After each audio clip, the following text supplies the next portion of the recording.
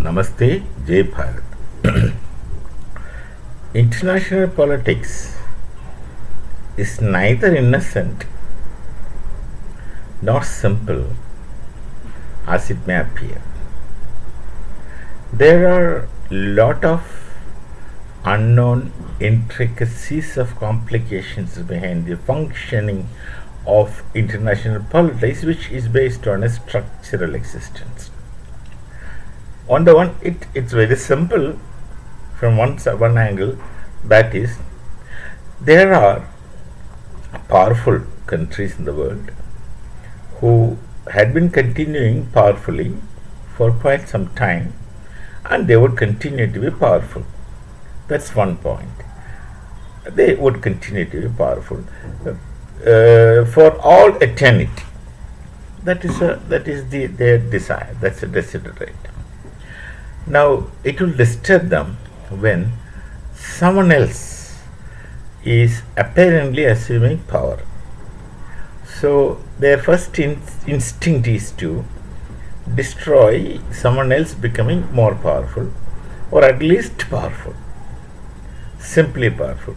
So, for their existence, which is essentially and extremely selfish, you can't expect altruism from such people, philanthropy from such people. They really don't exist in international political arena. There's no altruism, there's no philanthropy. They speak of all these softer, loftier things of humanism, philanthropy, things like that, but that really they are not functionally existing. They may be existing in thoughts or purpose. So they wouldn't want anyone else to assume power. Now, once upon a time, see, of course, here, of course, Marx is correct. He has, of course, made this formulation on the basis of his experience in European existence. Richness, that is economic power, becomes the substructure of these kinds of power in European arena, European scenario. Those who are economically rich will also be rich in other places when economic structure is treated as a substructure, and they will assume power and they will continue to maintain their authority and power in all kinds of manner, flowery language or help or things like that. Now, those who had been holding such authority would like to continue to be authoritative and powerful, and so world police also. And when they feel that someone else is assuming power, they will try to destabilize the others. And if you try to simply Google the operations of deep state, a list of nations will appear in front of you where they have involved, interfered, and tried their level best to destroy, destabilize, and weaken them, fundamentally to weaken them to a point where they will listen to what they say. That's the only thing. They simply want them to obey, listen, and do not go against their interests, which are essentially selfish. Of course, their self, their nation, their existence. Most likely, everyone will be doing so. So, that you can get information from the Google. These days, things are not hidden much. Now, as a part of it, we find an attempt with Sri Lanka, another attempt with Bangladesh, which of course a Sri Lankan attempt did not succeed, and the Bangladesh attempt also is not likely to succeed. There will be such attempts all around, I need not to mention. You can see them as they come. Why should I sit here and speculate and predict? And when these things, of course, shall not succeed in the long run, that is because they have got some operational short-sightedness. They think they can, but they won't be able to do it. They will succeed for a time being, but certainly not in the long run. In many places, in many cases, whatever they have created goes against them, their interests, and they suffer also from such things. Now, there is such an attempt there were various attempts in Bharat. See, what disturbs this deep state and such authoritative, powerful nations is the unity of Bharat. they are unable to understand the cause of the reason for the unity, and which they will always be unable to understand, because, as I say, the unity of Bharat is the Sanskriti of Bharat, and they don't have a concept of Sanskriti. Since they don't have a concept of Sanskriti, they will never be able to understand the unity of Bharat. So they will try all kinds of things to what you call create disunity or divisions, and all kinds of divisive techniques and methods and program to deunite Bharat. And many things that you see as many narratives coming up in our nation, starting from the simple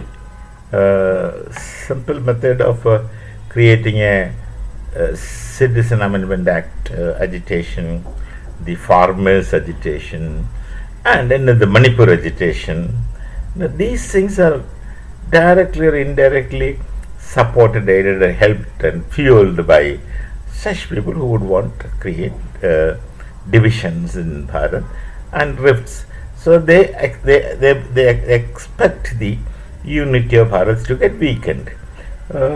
It will get weakened very meagerly, not really very seriously, because again the reason is that they are unable or incapable of understanding the concept of Sanskriti, because they do not have a category or concept to understand Sanskriti, which is absent in their knowledge tradition. So another attempt is to divide South Bharat and North Bharat into two. They think it's easily done, and they are attempting it, and many people do fall victim for this. And in fact, those who fall victim are normally more in number. They'll do fall victim for this. The North, the South, the division. There will be a lot of narratives, which will be impressive narratives, which can lead people into thinking that they are right. So such impressive narratives will be created with all rhetorics and fineries and created and put into your mind, so that there's a possible division between South and North. They'll try it, and they are trying. Let them, and that can't happen because of the reason I mentioned, and they will not be able to penetrate because they don't have a category or concept of understanding sensory that unites us.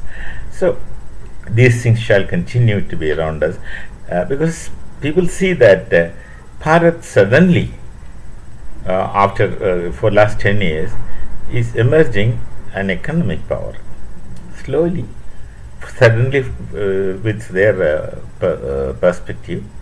But the evolution into an economic power is gradual and slowly, with very deft and dedicated planning and running of the nation for last 10 years. It's not done by nitwits, it's done by very wise people with very long vision in the future. This they don't have. They don't have a very long vision in the future. They all look at the short gains and immediately what is in front of them. They can't go. They don't go beyond it. I won't say that they can't. But they usually don't go beyond their noses to make perceptions. That is the follies they do, and it's present in the history. You can look through the history to find out.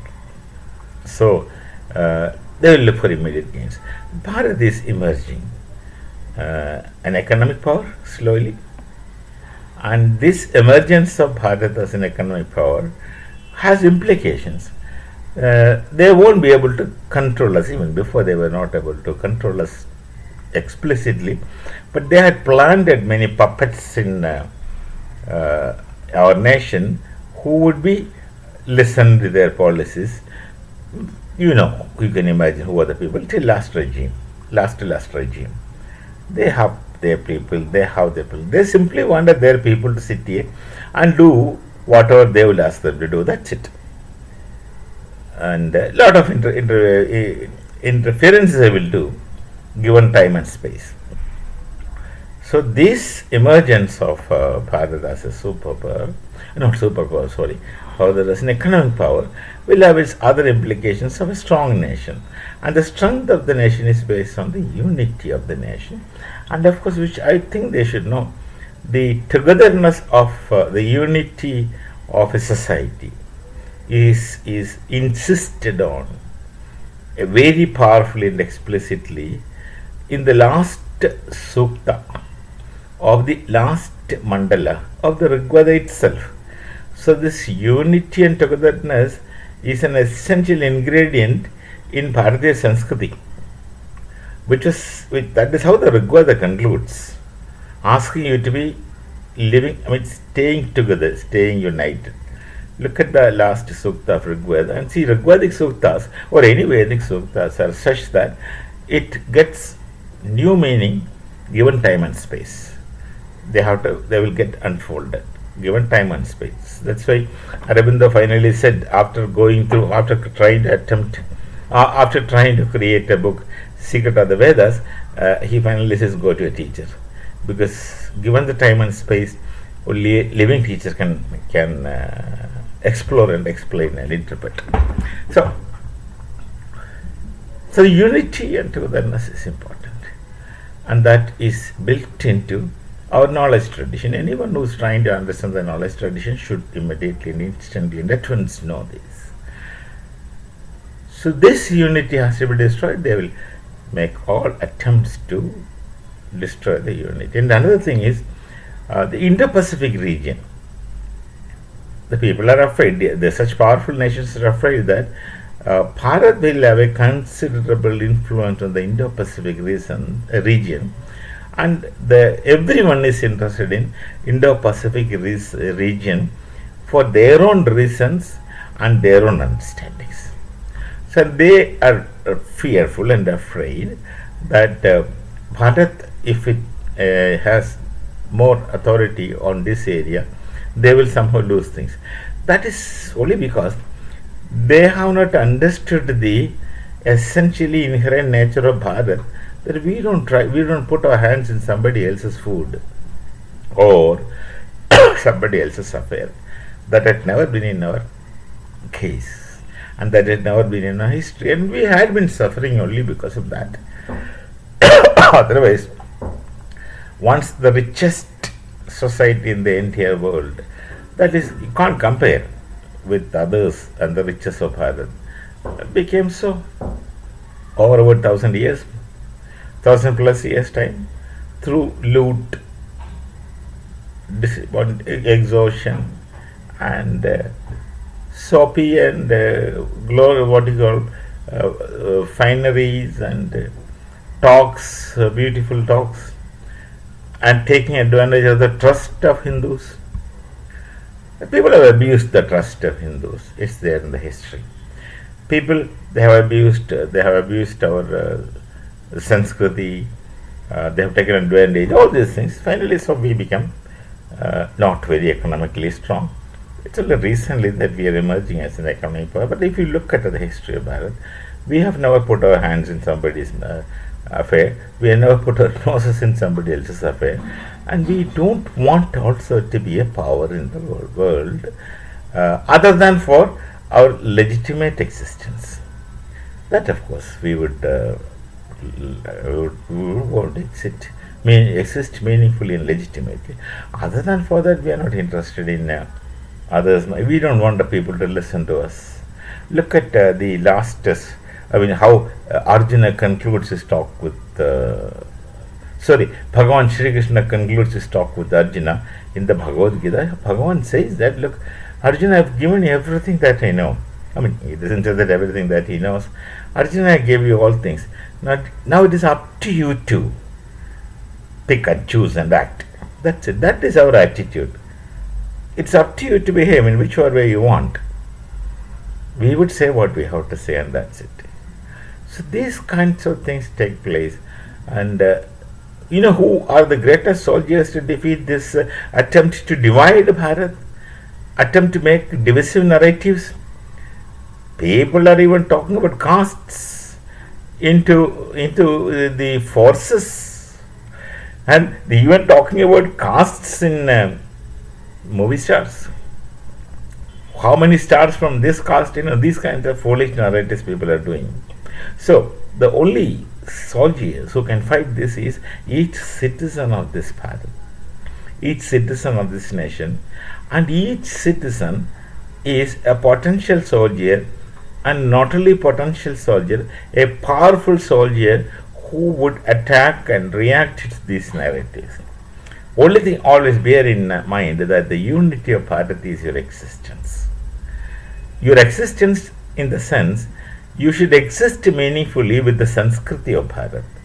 And in order to do that, you should fight for the unity of Bharat mentally against these narratives. You don't have to do anything, speak against it.